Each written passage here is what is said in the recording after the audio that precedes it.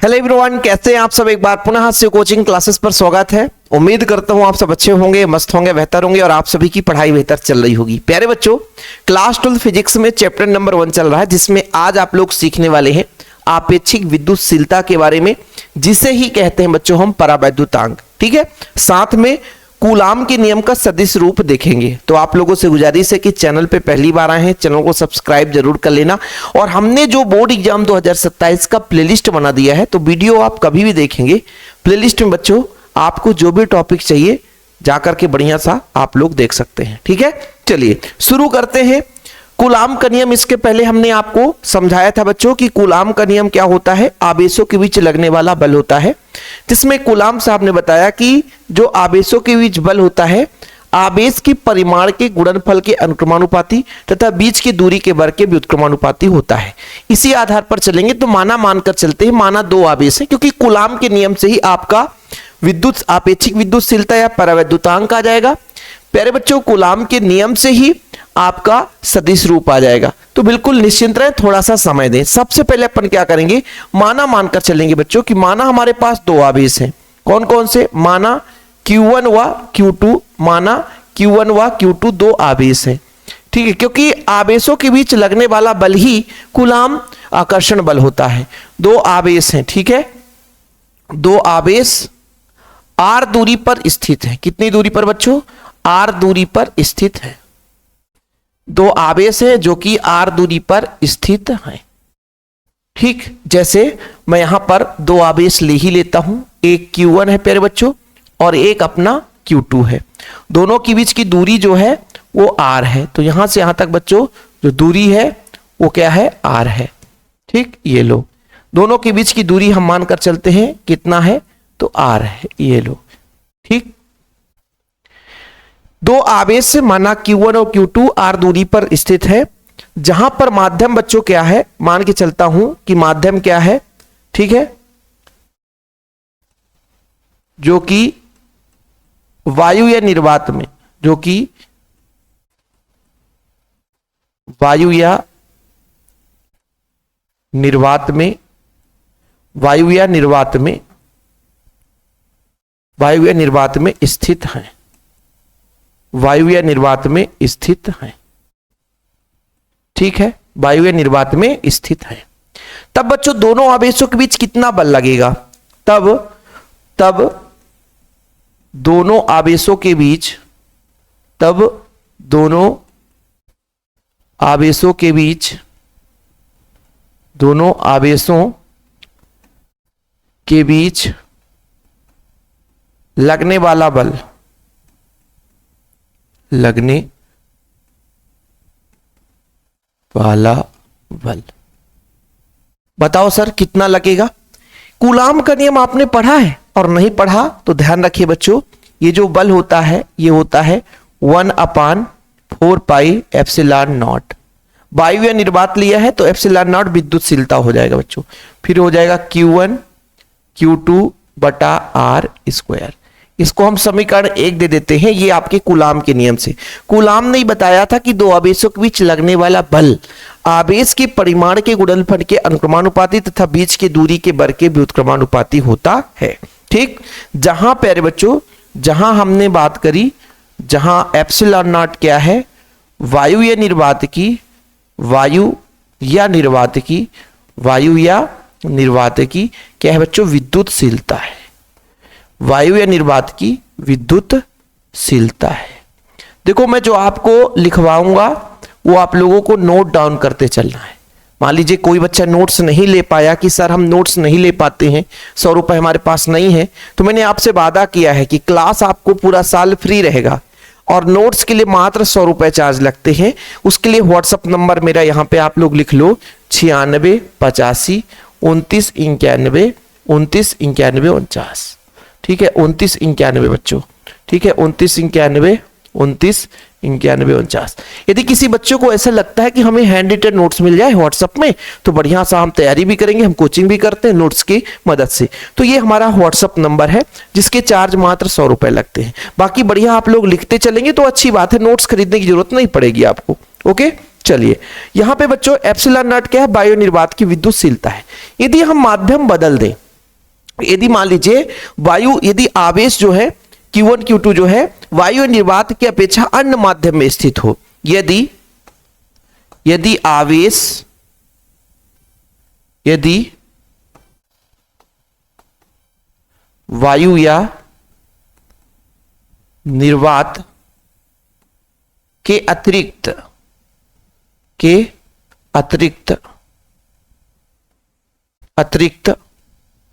आवेश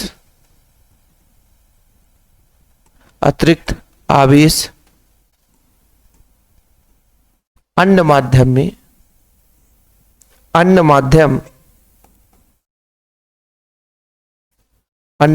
में हो, मतलब वायु निर्वात के अतिरिक्त अन्य माध्यम में हो, तब कूलाम के नियम से। देखना बच्चों यहां पे थोड़ा सा, यदि इसको मैं इस तरीके से कर दूं तो स्पेस ज्यादा तो नहीं लेगा, इतना कर दूं बच्चों, आसानी से आप लोग समझ जाओगे। तब कूलाम के नियम से, किसके नियम से? कूलाम के नियम से, कूलाम के नियम से, कूलाम के नियम से। देखो भाई, कूलाम का नियम तो ये कहता है कि दो आवेशों के बीच जो लगने वाला बल है आवेशों के परिमाण के गुणनफल के अनुक्रमानुपाती, यानी यहां पे बच्चों 1/4 पाई एप्सिलॉन। अब यहां पर एप्सिलॉन कर दिया, एप्सिलॉन नॉट नहीं किया, उसका कारण बताऊंगा। क्योंकि आवेश सेम है, दोनों के बीच की दूरी सेम है ना बच्चों, 4 पाई का मान भी सेम रहेगा, लेकिन केवल और केवल जहां एप्सिलॉन है बच्चों, ये माध्यम की विद्युतशीलता, कोई माध्यम रखा हुआ है, माध्यम की विद्युतशीलता है, माध्यम की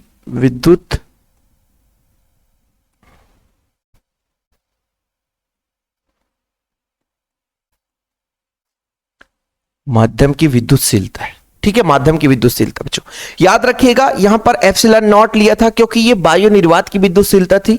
यहां पे बच्चों हमने केवल एप्सिलॉन लिया, बाकी सेम है, क्योंकि आवेश से केवल माध्यम तो बदला है। अच्छा, अब यदि प्यारे बच्चों समीकरण 1 में 2 का भाग दे दें, जैसे मैंने कह दिया कि बच्चों ये F1 है, क्या है ये? F1 है। F1 क्यों? क्योंकि भाई ये बल का मान, ये विद्युतशीलता के कारण बल का मान बदल जाएगा। तो समीकरण 1 में 2 का भाग दे दूं, समीकरण 1 में समीकरण 2 का भाग देने पर, क्या देने पर बच्चों? भाग देने पर। कुछ बच्चे जब ऑफलाइन में पढ़ाओ ना तो बोलते सर उठ के भाग दें, कि इनको उठा के भगा दें, तो भाग दे दो बच्चों, F/F1 कर दो, F/F1। इधर तो ठीक है, कला तो इधर होता है बच्चों, देखना कैसे, जैसे इधर है 1/4 पाई एप्सिलॉन नॉट, यहां पे एप्सिलॉन नॉट है, Q1 Q2 बटा R², ये तो सेम है। फिर मेरे बच्चों क्या है? डिवाइड है, तो ये अपना डिवाइड हो जाएगा, है ना। इसको और नीचे करो थोड़ा सा,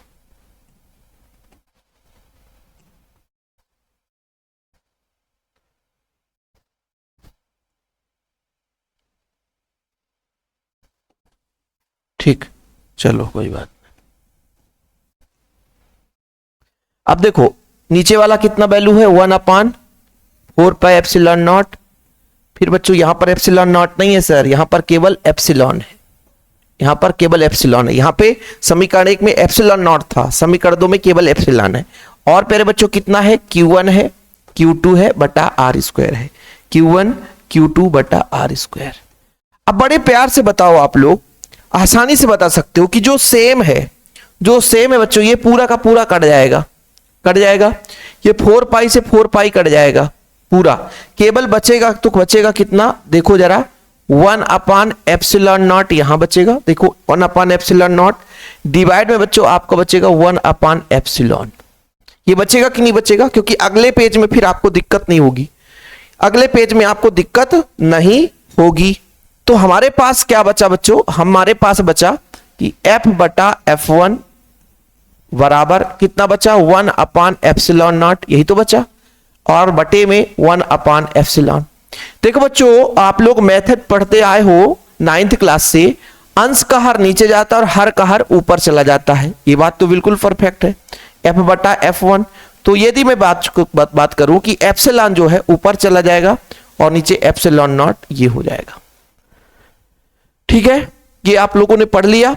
और यही प्यारे बच्चों एप्सिलॉन और एप्सिलॉन नॉट यानी किसी माध्यम की विद्युतशीलता और एप्सिलॉन नॉट बच्चों ये वायु निर्वात की विद्युतशीलता का अनुपात ही क्या कहलाता है, आपेक्षिक विद्युतशीलता कहलाती है। क्लियर।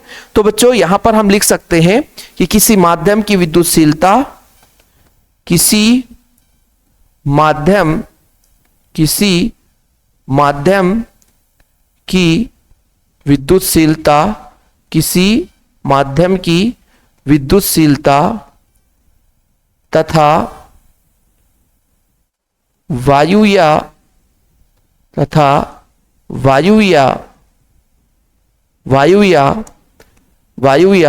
निर्वात की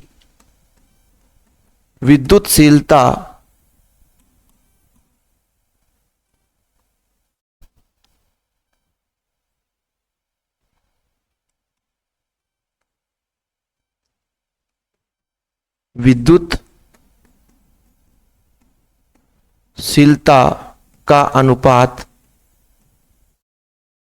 का अनुपात आपेक्षिक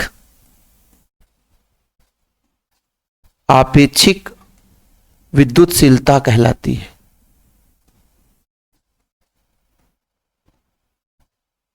आपेक्षिक विद्युतशीलता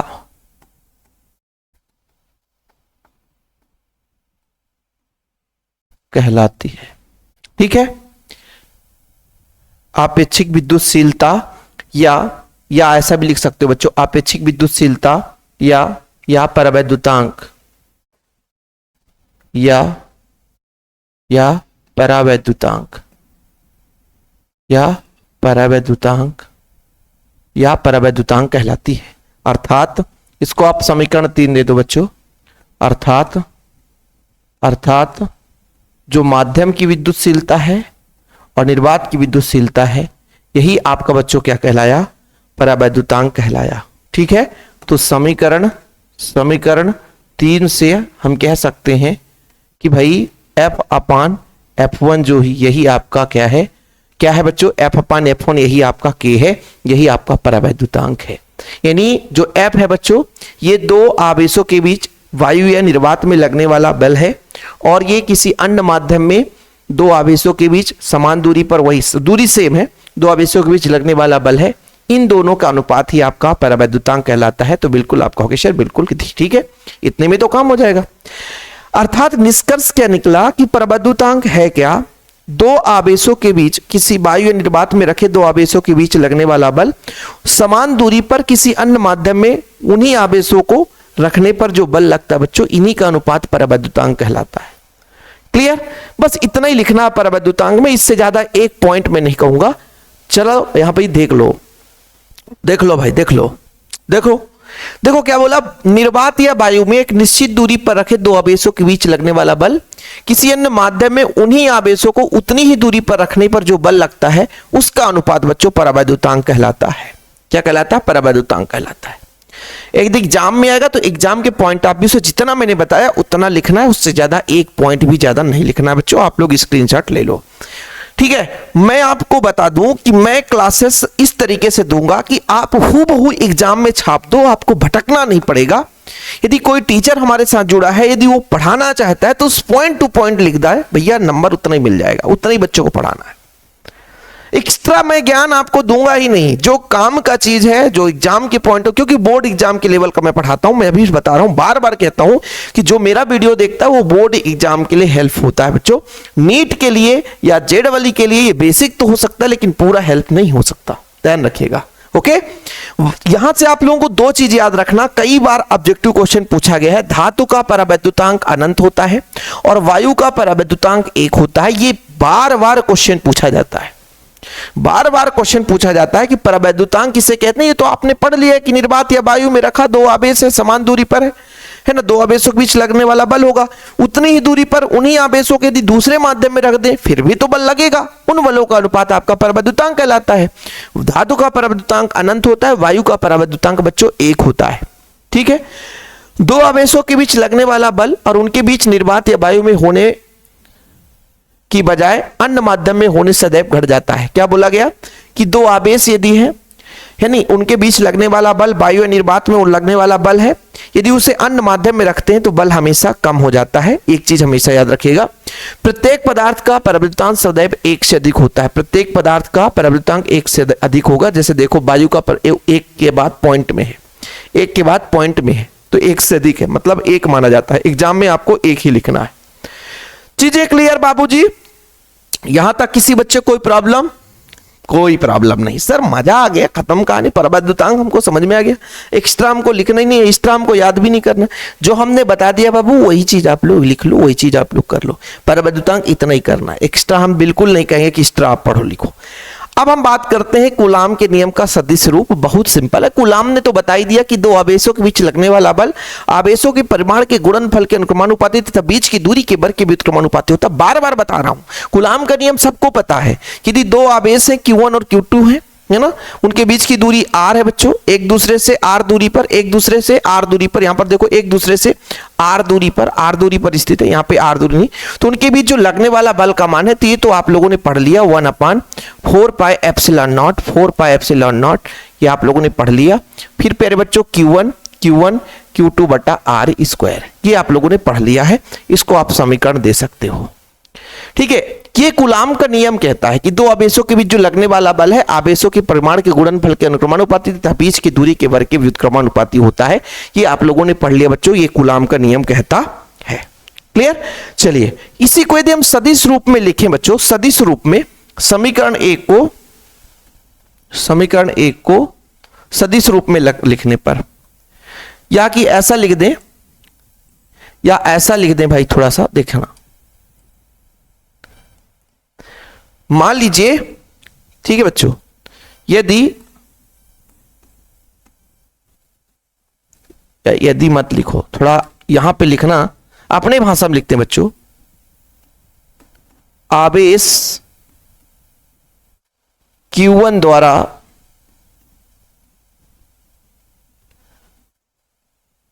आवेश Q2 पर आरोपित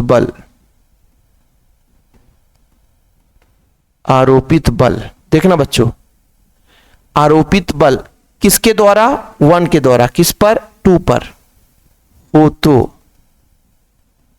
तो समीकरण 1 से, समीकरण 1 का सदिश रूप हो तो समीकरण 1 का सदिश रूप, कौन सा रूप प्यारे बच्चों? सदिश रूप। देखो सदिश मतलब वेक्टर लगा दो, तो वेक्टर लगा दिया हमने 1/4 पाई एप्सिलॉन नॉट, तो इसको रहने दो। फिर प्यारे बच्चों Q1 है Q2 है, दूरी आपका बच्चों यहां पर सदिश नहीं है, तो कहने का मतलब 1 से 2 तक की दूरी ये सदिश नहीं है। इसको सदिश बनाने के लिए हम इसका एकांक सदिश यूज करेंगे 2 1, ये अपना कैप लगा दो, खत्म। तो ये आपका एकांक सदिश बताता है। क्या बताता बच्चों? एकांक सदिश बताता है, ठीक है। जहां, अब यहां पे जहां लिखना होगा, ठीक है, जहां r कैप 2 1, जहां r2n आवेश Q1 से Q2 के अनुदिश, मतलब Q1 से बच्चों Q2 के अनुदिश क्या है? ये एकांक सदिश है, एकांक सदिश है। देखो भाई नोट से जो तैयार करते होंगे तो उनको तो मजा आएगा कि हाँ सर हूबहू हमने ऐसे लिख दिया, एग्जाम में भी ऐसे लिख देंगे कि R2n का है एकांक सदिश, तो ये आपके कूलाम के नियम का सदिश रूप है बच्चों। लेकिन वहीं पे इसके आगे लिखोगे आप लोग कि R2n क्या है, ये आपका क्या है भाई, ये आपका क्या है, ये आपका क्या है भाई, इसको तो भी आपको लिखना पड़ेगा। तथा ये जो R2n है ना बच्चों, ये आपका R ही है, आवेश Q1 व Q2 के बीच की दूरी है, बीच की दूरी है। अब देखो प्यारे बच्चों, यहां पे थोड़ा सा आप लोगों को समझना पड़ेगा। क्या समझना पड़ेगा सर? मैंने कहा एक आवेश Q1 है, मैंने कहा एक आवेश Q1 है और एक आवेश Q2 है। ठीक है सर, आवेश हमारे पास है, यहां से यहां तक मैंने कह दिया भैया आवेश है। ठीक है, आवेश है बच्चों। ओके, दो आवेश है Q1 और Q2। अब यदि मान लीजिए सजातीय आवेश है, सजातीय आवेश है तो Q1 द्वारा Q2 पर बल लगाया जाएगा। यदि आवेश सजाती है, थोड़ा समझने की कोशिश करना आप लोग। यदि मैं कह रहा हूं कि यदि Q1 व Q2 सजातीय आवेश है, Q1 व Q2 सजातीय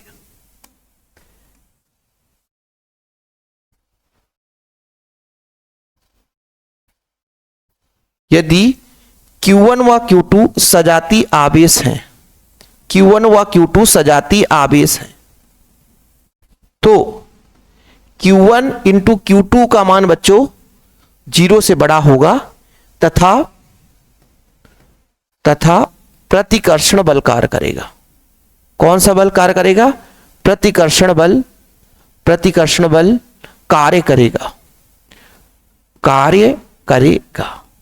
कौन सा बल बच्चों? प्रतिकर्षण बल कार्य करेगा। इसका मतलब प्यारे बच्चों,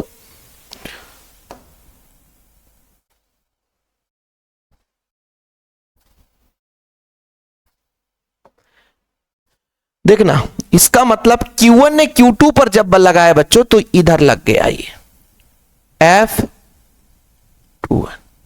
ठीक, कुछ समझ में आया? यानी 1 ने 2 पर लगाया तो प्रतिकर्षण बल लगा दिया बाहर की ओर। ऐसे ही बच्चों जब Q2 बल लगाएगा तो इधर लगा देगा F12। ये किसके लिए बात की जा रही है? यदि Q1 और Q2 सजातीय आवेश, सेम आवेश हैं, तो एक दूसरे को धक्का मारेंगे, दूर ले जाने की कोशिश करेंगे। बीच की दूरी आ रही है, इसमें कुछ भी परिवर्तन नहीं है। लेकिन यदि, यहीं पे समझना है बच्चों, यहीं पे समझना है कि यदि Q1 व Q2 कौन से आवेश है बच्चों? विजातीय आवेश हैं। कौन से आवेश है? विजातीय आवेश हैं। Q1 व Q2 कौन से आवेश है? विजातीय आवेश हैं। तो Q1 इंटू Q2 का मान 0 से छोटा होगा और ऐसे स्थिति में एक दूसरे को आकर्षण करेंगे तथा कौन सा बल लगेगा बच्चों? आकर्षण बल कार्य करेगा। कौन सा बल? आकर्षण बल कार्य करेगा। विपरीत है, आकर्षण बल लगेगा, आकर्षण बल कार्य करेगा। तो यहां पे कौन सा बल लगेगा बच्चों? आकर्षण करेगा, एक दूसरे को आकर्षण करेगा।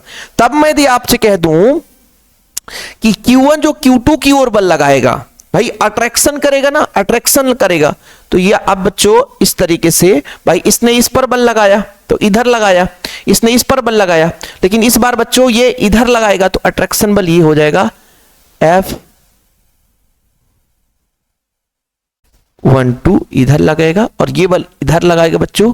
ठीक है, तो ये हो जाएगा F21। ठीक, यहां भी गड़बड़ है, यहां पे गड़बड़ है, यहां पे अपना हो जाएगा 2 ने लगाया 1 पे। ठीक, तो ये अपना विपरीत वाला कंसेप्ट भी क्लियर हो गया कि भाई समान आवेश है तो एक दूसरे को मारेंगे धक्का, लेकिन भाई अलग अलग आवेश है तो एक दूसरे से अट्रैक्ट करें बच्चों। क्लियर? यहां तक आपको क्लियर रहना चाहिए, ध्यान रखना है।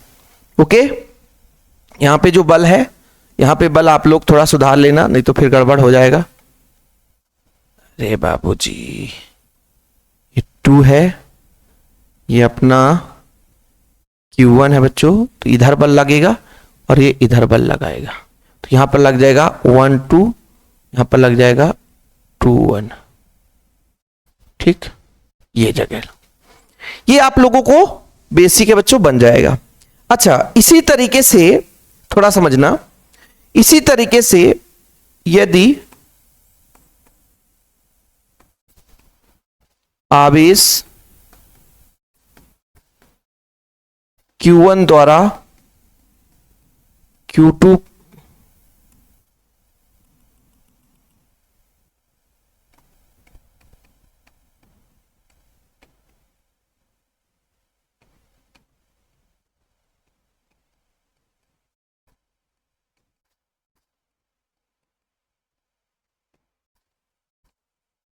F12 क्यों बोलेंगे बच्चों? क्योंकि दूसरे के द्वारा पहले पर लगाया जाए। तो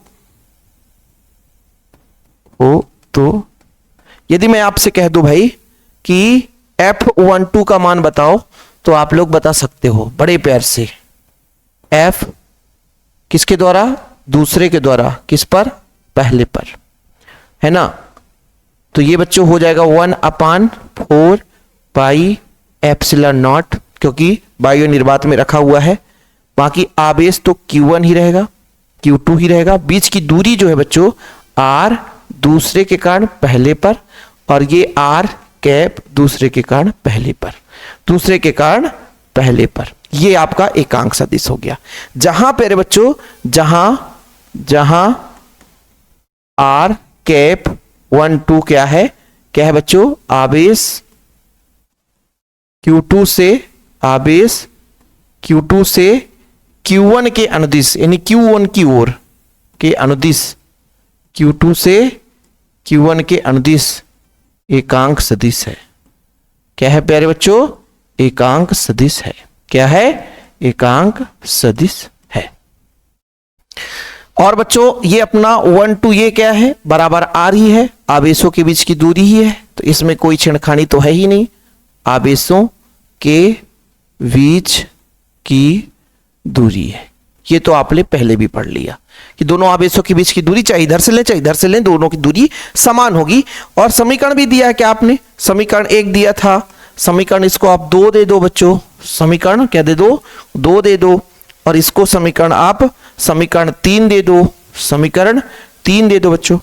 अब मैं यदि आपसे कह दूं कि भाई यदि डायरेक्शन की बात करता हूं R1 से R2 की ओर या R2 से R1 की ओर, तो जब दूरी लूंगा बच्चों तो केवल दिशा बदल सकता है। एकांक सदिश की बात करता हूं तो केवल दिशा बदल सकता है, बाकी तो भाई मान तो समान रहेगा, परिमाण तो बराबर रहेगा। क्लियर? परिमाण तो क्या रहेगा? बराबर रहेगा बच्चों। अब मैं यहां पे थोड़ा सा कूलाम के नियम का महत्व समझा देता हूं, कूलाम के नियम के महत्व को समझा देता हूं। बोला ये गया कि भाई जैसे R पहले कण दूसरे पर बल लगा, ठीक है, और प्यारे बच्चों R है दूसरे कण पहले पर बल लगा, तो ये उसकी एकांक सदिश हो गई। तो ये परिमाण में दूरी समान है लेकिन चिन्ह आपका ऋणात्मक है। क्या बच्चों? चिन्ह ऋणात्मक है। तो समीकरण 2 3 से आप लेकर चलोगे, समीकरण 2 3 से कर दो, तो समीकरण 2 व 3 से, समीकरण 2 व 3 से देखो बच्चों, समीकरण 2 व 3 से ये आपका बराबर है, ये आपका बराबर है, ध्यान दीजिएगा। Q1 भी Q2 वही है, R भी वही है, ये भी वही है, मतलब कुल मिलाकर के सब बराबर है, तो F भी दोनों में बराबर लगेगा, है ना। कहने का मतलब केवल एकांक सदिश अलग अलग दिख रहा है, वो भी चिन्ह है, बाकी परिमाण में बराबर है, तो बल भी क्या हो जाएंगे? बराबर हो जाएंगे। यानी बच्चों यहां पर आप लोग कह सकते हो कि समीकरण 2 और 3 से पहले के कारण दूसरे पर जो बल लगा ये निगेटिव हो जाएगा, दूसरे के कारण पहले पर जो बल लगा, और इसको इधर ले आओ बच्चों तो F21 प्लस में F12 हो जाएगा, ये बराबर 0 हो गया। खत्म। ज्यादा इसमें कुछ है ही नहीं है कि ज्यादा आप लोगों को लंबा चौड़ा कहानी रटना है ना। ये लो भाई, इतना आप कर देना। कूलाम के नियम का महत्व, यानी भाई साहब इससे एक निष्कर्ष निकलता है कि पहले आवेश द्वारा लगाया गया बल दूसरे आवेश के लगाए गए बल के बराबर होता, बस एक दूसरे को विपरीत दिशा में कर लगाते हैं, है ना। चिन्ह के ऊपर डिपेंड करता है बच्चों, चिन्ह क्या है। ओके। और हम जानते हैं कि बच्चों जैसे आप लोग यहां पर आप लोगों ने पढ़ा कि यदि विपरीत है तो Q1 Q2 की ओर और Q2 Q1 की ओर, मतलब उसी रेखा के अनुदिश लगाता है, इसलिए कूलाम आकर्षण बल को हम क्या बोलते हैं? केंद्रीय बल के नाम से भी जानते हैं। तो आज का हमारा 2 टॉपिक क्लियर हुआ बच्चों। एक तो हो गया कूलाम के नियम का सदिश रूप और परावैद्युतांक किसे कहते हैं। जितना मैंने समझाया उतना एग्जाम में लिख देना, बाकी नोट्स यदि जो बच्चे लिए हैं नोट्स में भी लिखा है। नोट्स के चार्ज मात्र 100 रुपए हैं। जिन बच्चों को अभी भी नोट्स लेना है तो व्हाट्सअप नंबर 96 85 29 91 49 मेरा पर्सनल नंबर है, कांटेक्ट करें 96 85 29 91 49 इस पर, और नोट्स ले लें, प्रॉपर तैयारी करें, क्योंकि प्रॉपर तैयारी के लिए आपके पास प्रॉपर नोट्स होना चाहिए। फिलहाल अभी के लिए इतना ही। वीडियो पसंद आए तो लाइक करके शेयर करें। चैनल पे पहली बार आए हैं चैनल को सब्सक्राइब कर लें। आप सभी को शिव सर की तरफ से दिल से प्यार भरा नमस्कार। जय हिंद, वंदे मातरम।